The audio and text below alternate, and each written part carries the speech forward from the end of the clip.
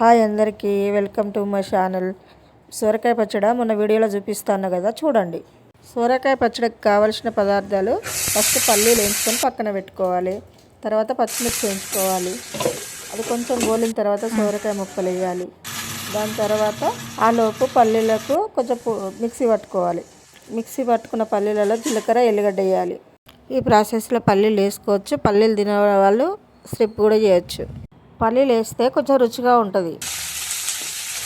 Fry చేసిన మిర్చిలో మళ్ళీ వేయాల్సినవి సొరకాయ ముక్కలు, టమాటాలు, కొంచెం లైట్గా చింతపండు వేసి మంచిగా గోలనియాలి. కొత్తిమీర ఇవన్నీ యాడ్ చేసి మంచిగా గోలిన తర్వాత చిటికెడు పసుపు వేయాలి. మంచిగా కలుపుకోవాలి.